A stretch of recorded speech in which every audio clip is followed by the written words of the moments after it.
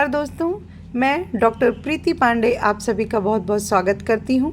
और आज हम देखेंगे कुछ महत्वपूर्ण प्रश्नों को। यह प्रश्न किसी एक काल या एक भाग से नहीं है, यह संपूर्ण हिंदी साहित्य से हैं। यहाँ पर हमने कुल 30 ऐसे प्रश्न लिए हैं जिसे हम बार बार परीक्षाओं में देखते हैं। आजकल हम कठिन प्रश्नों के चक्कर में बहुत ही सरल और बार बार आने वाले प्रश्नों को नज़रअंदाज कर देते हैं, और ऐसी गलती हमें कभी नहीं करनी चाहिए। मेरा मानना है कि जो पारंपरिक प्रश्न आते रहे हैं वह आते रहेंगे, और वही हमारे नंबर का आधार होते, वही हमारे मेरिट लिस्ट में आने का आधार होते हैं। जब हम कठिन के चक्कर में सरल प्रश्न गलत करके आते हैं तब कहीं ना कहीं कुछ नंबरों से हमारा सिलेक्शन रुकता है। तो ध्यान रहे कि सरल प्रश्न नहीं छूटने चाहिए।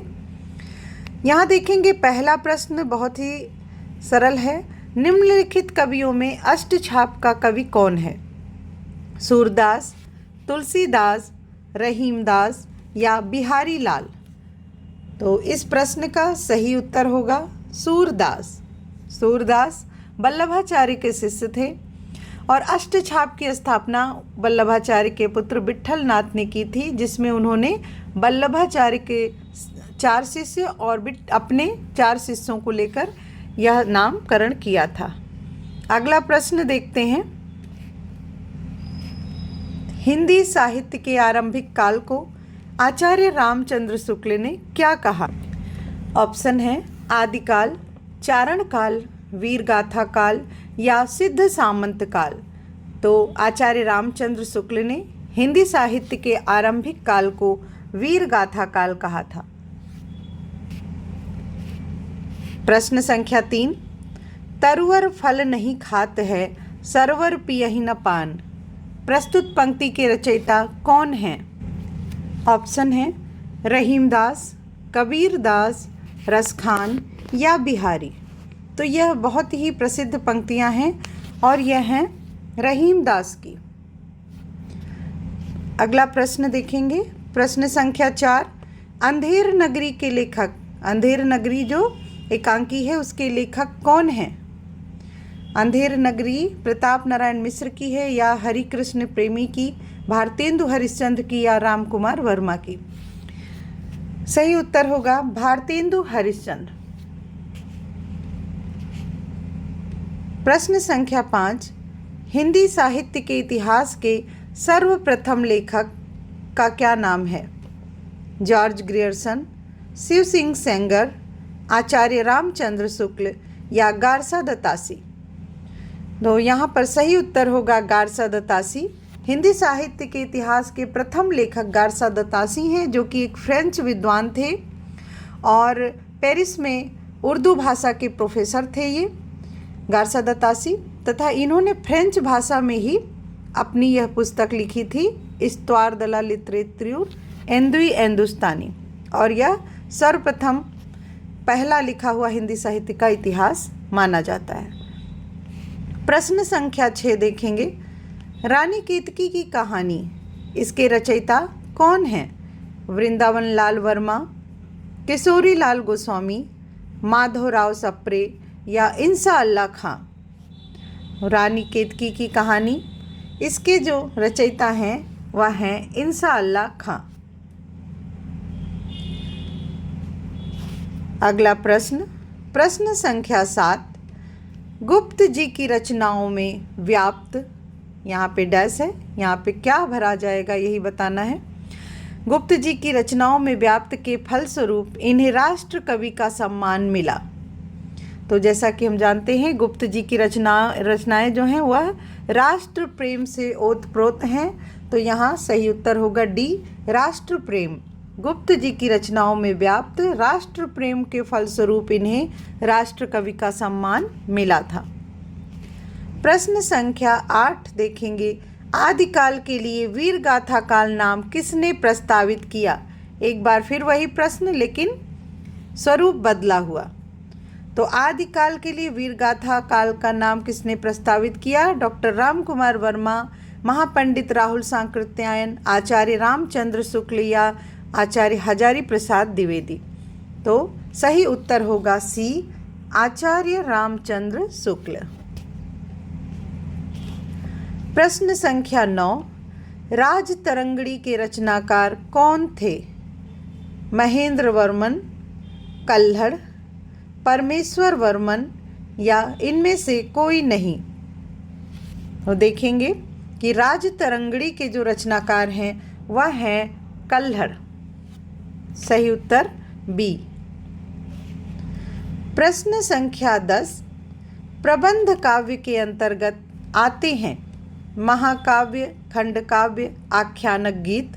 बी, महाकाव्य, खंडकाव्य, मुक्तक ग्रंथ। सी, महाकाव्य, खंडकाव्य, गीत काव्य। तथा डी है महाकाव्य, खंडकाव्य या गद्य काव्य। तो इन चारों में से कौन सा वो रूप है जो प्रबंध काव्य के अंतर्गत आता है? इसमें सही उत्तर होगा महाकाव्य, खंडकाव्य तथा आख्यानक गीत। यह तीनों जो है आपके प्रबंध काव्य के अंतर्गत आते हैं। प्रश्न संख्या 10, चिंतामणि के रचयिता कौन हैं? जयशंकर प्रसाद, महावीर प्रसाद द्विवेदी, रामचंद्र शुक्ल या हरिऔध? तो इसका सही उत्तर है चिंतामणि के रचयिता रामचंद्र शुक्ल हैं। और हम जानेंगे कि चिंतामणि जो है वह 4 भागों में है, अर्थात इस संपादन इसका 4 बार हुआ है और चारों बार इसके संपादक जो हैं वह अलग अलग हैं। अगला प्रश्न, प्रश्न संख्या 12, वीर गाथा काल के कवि कौन नहीं हैं? इनमें से बताना है कि कौन है जो वीर गाथा काल के नहीं हैं। चंदवरदाई, नामदेव, जगनिक तथा मधुकर कवि। तो जैसा कि हम जानते हैं चंदवरदाई पृथ्वीराज रासो काव्य है और यह वीर गाथा काल के अंतर्गत आता है। जगनिक जो हैं इन्होंने लिखा था परमाल रासो और यह भी रासो काव्य है तथा रासो काव्य जो है आदिकाल के अंतर्गत आता है, अर्थात वीर गाथा काल के अंतर्गत आता है। और अगले जो है मधुकर कवि, इनकी है जयमयंक जस चंद्रिका। इनकी रचना का नाम है जयमयंक जस चंद्रिका और यह भी वीर गाथा काल के अंतर्गत आते हैं। अब बचते हैं यहाँ पर नामदेव जो कि भक्ति काल के कवि हैं। तो इसमें सही उत्तर होगा नामदेव। वीर गाथा काल के कवि नामदेव नहीं हैं। प्रश्न संख्या 13, अस्थाई भावों की संख्या कितनी मानी गई है? देखेंगे अस्थाई भावों की संख्या कितनी मानी गई है, 3, 4, 8 या 9? देखिए यहाँ भरत मुनि के अनुसार नहीं पूछा है, साधारण रूप से प्रश्न किया गया है कि अस्थाई भावों की संख्या कितनी मानी गई है, तब हमें यहाँ पर 9 ही लगाने होंगे। वैसे भरत मुनि ने 8 रस ही माने थे, इस प्रकार उनके अस्थाई भाव जो थे वो भी 8 ही हुए, लेकिन सामान्यतः सर्वमान्य रूप से 9 अस्थाई भाव और 9 रस माने जाते हैं। प्रश्न संख्या 14 है, रामधारी सिंह दिनकर को भारतीय ज्ञानपीठ पुरस्कार किसके लिए प्राप्त हुआ था? कौन सी रचना पर रामधारी सिंह दिनकर को ज्ञानपीठ पुरस्कार से सम्मानित किया गया था? रश्मि रथी हेतु, परशुराम की प्रतीक्षा हेतु, कुरुक्षेत्र हेतु या उर्वशी हेतु? तो देखेंगे प्रश्न संख्या 14 का सही उत्तर है डी, उर्वशी हेतु रामधारी सिंह दिनकर को ज्ञानपीठ पुरस्कार मिला था। अगला प्रश्न, प्रश्न संख्या 15, हार की जीत कहानी के कहानीकार कौन हैं? सुदर्शन, यादवेंद्र शर्मा चंद्र, कमलेश्वर या रांगेय राघव? तो हार की जीत की जो कहानी है इसके रचनाकार हैं सुदर्शन। प्रश्न संख्या 15 का ए ऑप्शन सही है। प्रश्न संख्या 16, हिंदी का पहला महाकाव्य कौन सा है? पद्मावत, प्रिय प्रवास, मृगावती या पृथ्वीराज रासो? तो हिंदी का पहला महाकाव्य सर्वमान्य रूप से माना जाता है पृथ्वीराज रासो को। प्रश्न संख्या 17, बरियां बीती बल गया, अस बुरा कमाया, हरि जिन छाड़े हाथ थे, दिन नेड़ा आया। इन पंक्तियों के रचयिता कौन हैं? कबीरदास, रहीमदास, सूरदास या घनानंद? तो देखेंगे, इस पंक्ति के रचयिता हैं कबीरदास। सही उत्तर ए। प्रश्न संख्या 18, मणिकर्णिका के लेखक कौन हैं? ओम प्रकाश वाल्मीकि, डॉक्टर धर्मवीर, तुलसीराम या सूरजपाल चौहान? तो हम पाएंगे कि तुलसीराम, इन्होंने अपनी आत्मकथा 2 भागों में लिखी थी। पहला जो था इनका मुर्दहिया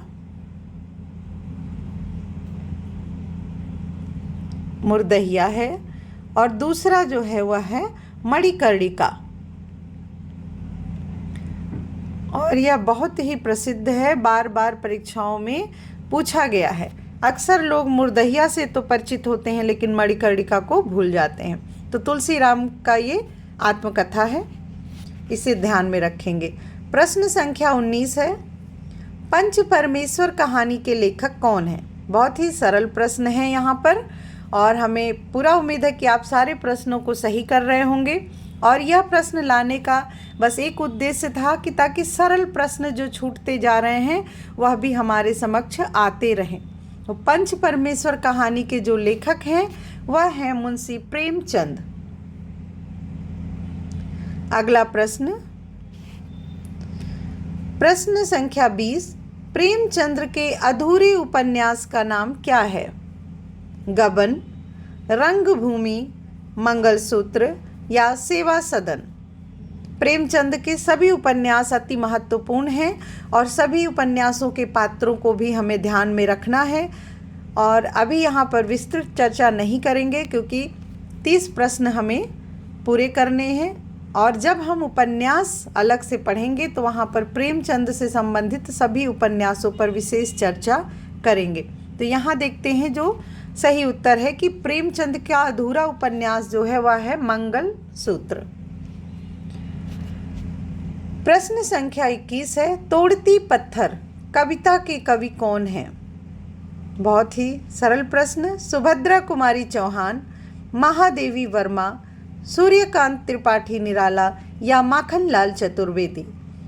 तो हम देखेंगे, तोड़ती पत्थर यह है सूर्यकांत त्रिपाठी निराला की कविता। वह तोड़ती पत्थर देखा मैंने उसे इलाहाबाद के पथ पर। कविता बहुत ही अच्छी है, अगर नहीं पढ़ी है तो इसे जरूर ही पढ़ें। प्रश्न संख्या 22, आचार्य भरत ने किस रस को सर्वाधिक सुखात्मक रस माना? करुण रस, वीर रस, संयोग श्रृंगार रस या हास्य रस? तो यहाँ सही उत्तर है कि आचार्य भरत ने संयोग श्रृंगार रस को सर्वाधिक सुखात्मक रस माना। श्रृंगार के 2 पक्ष होते हैं, वियोग और संयोग। तो यहाँ पर ध्यान रखेंगे, संयोग श्रृंगार रस को ही माना था सर्वाधिक सुखात्मक आचार्य भरत ने। प्रश्न संख्या 23 है, इनमें से किस कवि ने प्रबंधात्मक वीर काव्य की भी रचना की है? ग्वाल कवि, राम सहाय, पद्माकर भट्ट या ए और सी दोनों? तो यहाँ देखेंगे, प्रबंधात्मक कवि ग्वाल, जो प्रबंधात्मक रचना हुई है वह ग्वाल कवि ने भी किया है और पद्माकर भट्ट ने किया है। यह रीतिकाल के कवि हैं और इनमें से इन दोनों ने प्रबंधात्मक वीर काव्य की रचना की है, जबकि रीतिकाल में वीर काव्य बहुत कम देखने को मिलते हैं। प्रश्न संख्या 24, काव्य के अंतर्गत पूर्वापर के प्रसंगों से युक्त रचना कौन है? खंड काव्य, चंपू काव्य, मुक्तक काव्य या मुक्तक छंद? तो यहाँ जो सही उत्तर होगा वह है मुक्तक काव्य। मुक्तक काव्य जो है वह पूर्वापर के प्रसंगों से युक्त रचना है। प्रश्न संख्या 25, बीजक किस रचनाओं का संग्रह है? किनकी रचनाओं का? यहाँ पे मिसप्रिंट हुआ है, यहाँ होगा बीजक किसकी ये पूरा एक में ऐड करके देखेंगे। बीजक किसकी रचनाओं का संग्रह है? जायसी, तुलसी, कबीर या सूरदास? तो हमें पता है कि बीजक जो है वह कबीर दास की रचनाओं का संग्रह है, जिसमें इनके 3 रचनाएं हैं, साखी, सबद और रमैनी। प्रश्न संख्या 26 है, मानवता की सामान्य भावना को आगे करके निम्न श्रेणी की जनता में आत्मगौरव का भाव जागृत करने वाले सर्वश्रेष्ठ कवि कौन थे? तुलसीदास, कबीरदास, जायसी या सूरदास? तो यह प्रश्न आप समझ चुके होंगे कि निम्न श्रेणी की जनता में आत्मगौरव किसने भरा था? तो वह थे कबीरदास, क्योंकि उन्होंने जाति पाति को, इस आडंबर को मिटाने का कार्य किया था और जो निचली जाति थी उसे ऊपर उठाने का कार्य महत्वपूर्ण किया था। प्रश्न संख्या 27 है, कृष्णायन काव्य कृति के रचनाकार कौन हैं? द्वारिका प्रसाद मिश्र, माखनलाल चतुर्वेदी, रामेश्वर शुक्लांचल या बालकृष्ण शर्मा नवीन? तो कृष्णायन जो काव्य कृति है उसके रचनाकार हैं द्वारिका प्रसाद मिश्र। प्रश्न संख्या 28 है, जन्मेजय का नाग यज्ञ किसकी कृति है? सेठ गोविंददास, जयशंकर प्रसाद, लक्ष्मी नारायण लाल या गोविंद वल्लभ पंत? तो जन्मेजय का नाग यज्ञ जयशंकर प्रसाद की कृति है और यह इनकी ऐतिहासिक कृति है। अगला देखेंगे, प्रश्न संख्या 29, छायावाद के प्रवर्तक का क्या नाम है? सुमित्रानंदन पंत, श्रीधर पाठक, मुकुटधर पांडे या जयशंकर प्रसाद? तो हम जानते हैं कि इसमें बहुत सारे लोगों को कन्फ्यूजन होता है मुकुटधर पांडे और जयशंकर प्रसाद में, लेकिन एक चीज़ यहाँ पे क्लियर कर लें कि यदि छायावाद का प्रवर्तक पूछा जाएगा तो वहाँ पर जयशंकर प्रसाद ही होंगे, और छायावाद शब्द के प्रवर्तक, शब्द की शुरुआत या शब्द को लाने वाले जो हैं वह होंगे मुकुटधर पांडे। हालांकि ये है कि कई बार परीक्षाओं के जो परिणाम होते हैं उसमें मुकुटधर पांडे को भी मान लिया जाता है, तो जिस प्रकार से ऑप्शन होंगे वैसा आप लगाएंगे। लेकिन एक चीज़ यहाँ ध्यान रखेंगे कि छायावाद की जो शुरुआत की थी वो जयशंकर प्रसाद ने की थी। मुकुटधर पांडे सिर्फ छायावाद शब्द को लेकर आए थे अपनी पत्रिका के माध्यम से। प्रश्न संख्या 30 है, प्रेम सागर के रचनाकार कौन हैं? सदल मिश्र, उस्मान, लल्लू लाल या सुंदर दास? तो यहाँ देखेंगे प्रेम सागर की रचना की थी लल्लू लाल ने। आज ये 30 प्रश्न बहुत ही सरल लेकिन बहुत ही महत्वपूर्ण हैं, इसलिए सारे प्रश्नों को हल करें और आगे भी हम इस प्रकार के प्रश्नों को लेकर आते रहेंगे। धन्यवाद।